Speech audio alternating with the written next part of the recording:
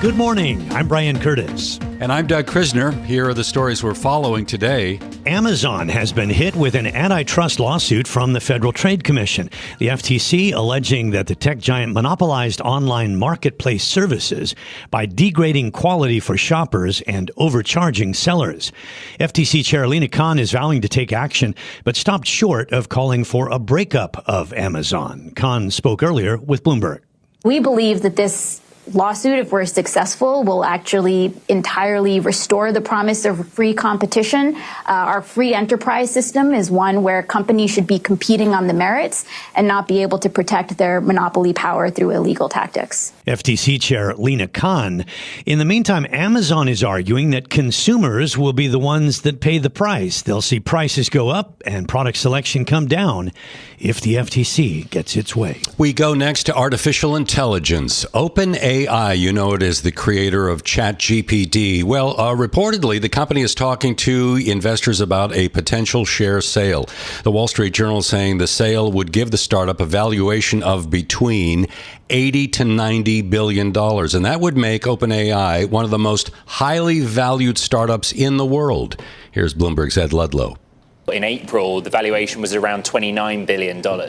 So this is a significant jump. But part of what the Wall Street Journal is talking about is something Bloomberg's already reported, that OpenAI is on track to do around $1 billion of revenue this year, a lot greater than that in 2024. So while it's a jump up in valuation, and this is based on an insider share sale, by the way, not issuing new shares or a new round of equity with VCs, you know, they seem to be doing real business. That is Bloomberg's Ed Ludlow. Now, separately, we learned today that the Central Intelligence Agency is looking to roll out its own version of ChatGPT.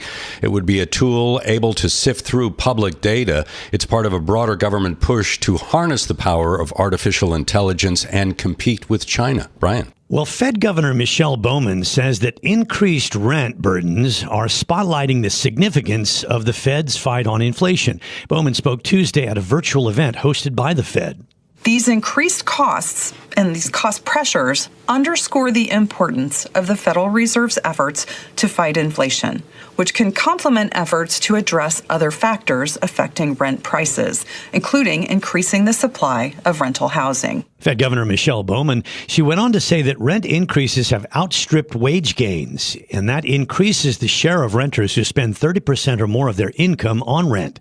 In remarks last week, Bowman signaled that she favors raising interest rates again and likely more than just once. We go to Europe next, where the European Union's investigation into electric vehicle imports from China has expanded beyond Chinese automakers.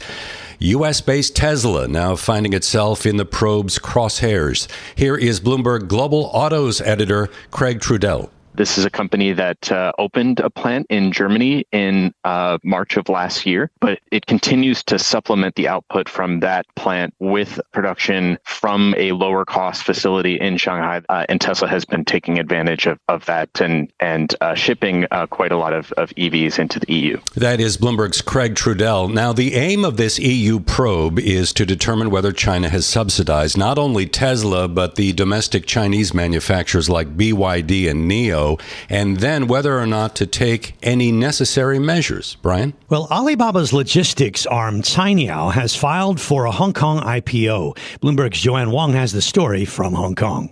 The Hong Kong Stock Exchange confirmed that Alibaba can proceed with the proposed Cainiao spin-off and IPO. That will potentially make Cainiao the first of Alibaba's units to go public. Sources say the IPO could raise at least $1 billion. The stock exchange website says CITIC Securities, Citigroup, and JP Morgan are joint sponsors of the offering. Alibaba intends to retain more than 50% of the unit shares and keep Cainiao as a subsidiary. In Hong Kong, I'm Joanne Wong, Bloomberg Radio.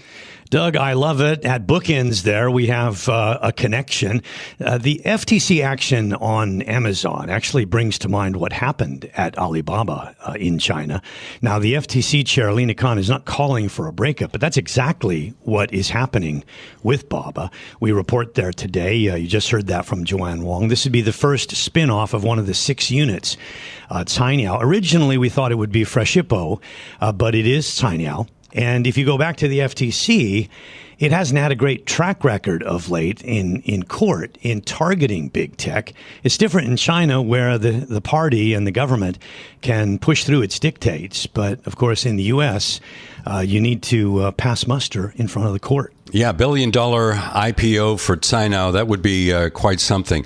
Brian, I just want to touch very quickly on the fact that I was struck by a report today from S&P Global Market Intelligence. We were talking about the soft read in consumer confidence earlier. Well, now, according to S&P, the U.S. banking industry's total deposits declined year over year for the first time in data going back to 1994.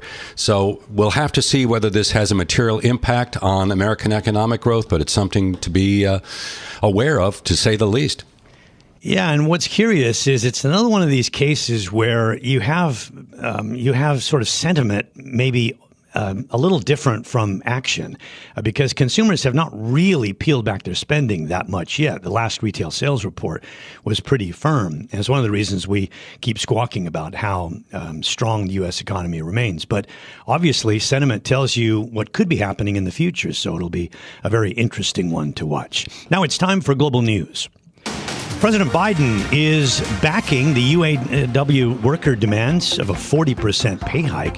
Let's get more on that. Ed Baxter is tracking this story and others from the 960 newsroom in San Francisco. Ed? Yeah, that's right, Brian. Thanks. President Joe Biden out with UAW workers today at a rally and on the lines that UAW President Shawn Fain says is very historic. You know, this is a historic moment. The first time in our country's history that a sitting USA president has came out and stood on the picket line.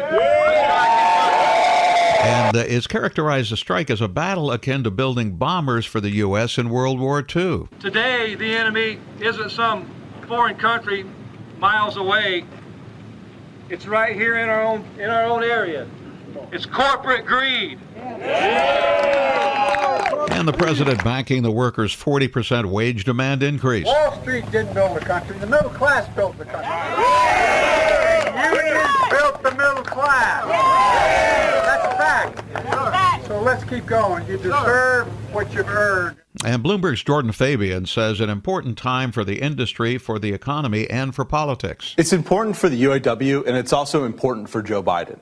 Joe Biden, as you said, has campaigned on being the most pro-union president. Guess what? There's an election coming up next year, and those union workers are going to be crucial for his reelection chances in a key state like Michigan. And the UAW has yet to endorse Biden. So him showing up today, you heard Shawn Fain speak very positively about the president, saying he's standing up for working people. And so this could be a big thaw in the relations between the president and that union ahead of his reelection push. Now, Jordan says the president doesn't really have much leverage to solve it, but he can use a bully pulpit. New York judge has ruled that Donald Trump is liable for fraud for exaggerating his net worth by billions of dollars in financial records to banks and insurers. South Korea warning Kim Jong-un that it would end if it uses nukes, his regime. President Yoon Suk-yeol saying Korea and the U.S. would end the regime in an overwhelming response. House Speaker Kevin McCarthy saying today his caucus will make progress tonight on funding the government. Tonight we're back in session. We will vote on a rule to bring up 4 more appropriation bills. That'll be a total of 5 more than the Senate has been able to pass. In that, if we get through these next 4, that will be 72% of all the discretionary spending. And the Senate also working on bills. Senate Majority Leader Chuck Schumer saying what McCarthy is doing as appropriations has nothing to do with avoiding a shutdown. So this week, the Senate will move forward first. We are very close to finishing our work and hope to release text very soon. We are told it has aid for Ukraine in it, the Senate version. That's been rejected by the far right of the Republican Party. Global News, powered by more than 2,700 journalists and analysts in over 120 countries. In San Francisco, I'm Ed Baxter, and this is Bloomberg. This is Bloomberg Daybreak Asia. I'm Brian Curtis in Hong Kong, along with Vonnie Quinn in New York. And we will be getting updates on markets all throughout the hour, including a guest now, Michael Green, who is the chief strategist at Simplify Asset Management. Can't wait to hear you simplify some of these complicated inputs into the markets, Michael. So we had this little correction that's underway. It's not quite to the level of being an official correction outside of tech. Does this continue, and does it get a lot bigger, or are we almost at a point where the buyers come back in? Well, I think the key thing to remember is that the equities are a sideshow to this event. What we're really seeing is an increasingly worried response to the behavior of the bond market, where 10-year yields, 30-year yields have sold off sharply in the past couple of weeks. Until that question is resolved, I think it's going to be challenging for equity markets to take the lead again and move higher. Michael, you're going to be hosting these fireside chats at your Entering the Fall, your ETF conference at the NYSE this coming week.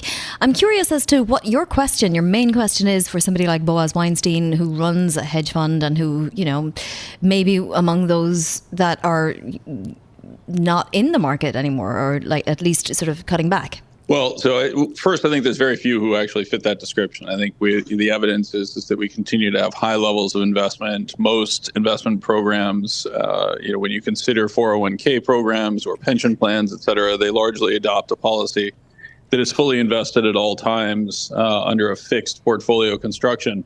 The good news is that we actually had the event today, so I know exactly the key question that I asked Bose, which was, and by the way, it is available on the Bloomberg terminal and on the Simplify website. But the real key question that I was focused on with Bose is the dynamics of what's happening with credit spreads in the high yield market and general pricing of risk in fixed income, which he obviously is extraordinarily facile and known for the work in.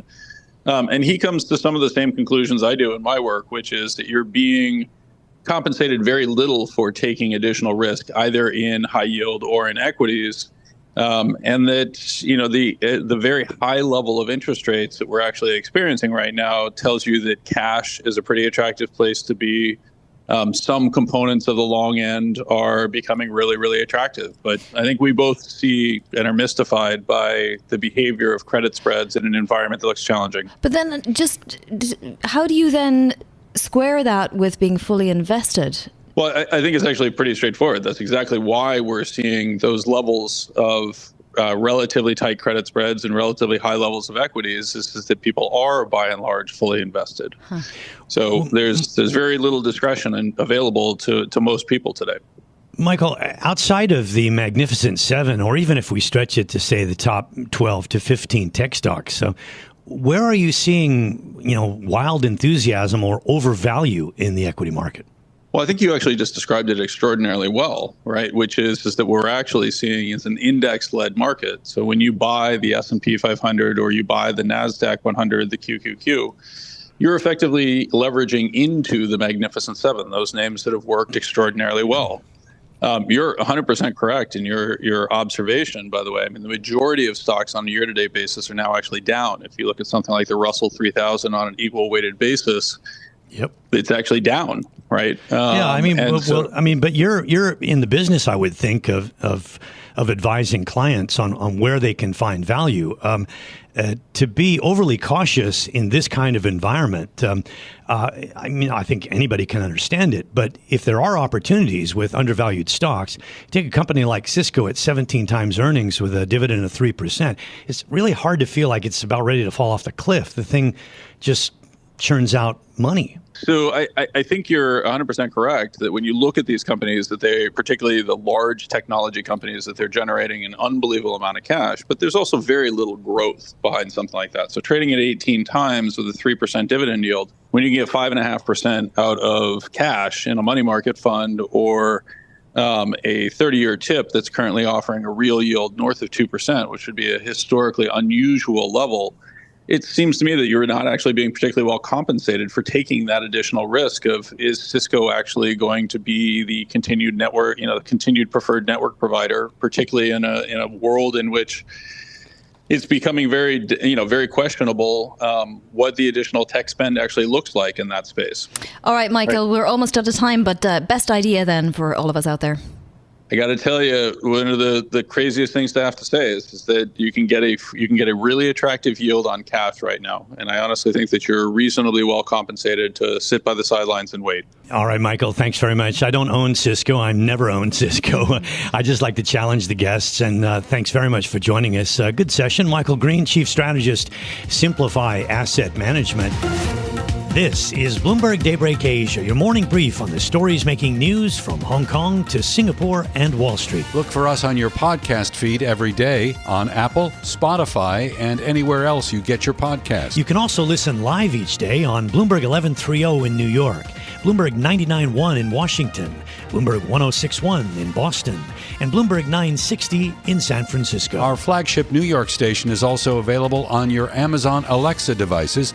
Just say, Alexa, play Bloomberg 1130. Plus, listen coast to coast on the Bloomberg Business app, Sirius XM Channel 119, the iHeartRadio app, and on Bloomberg.com.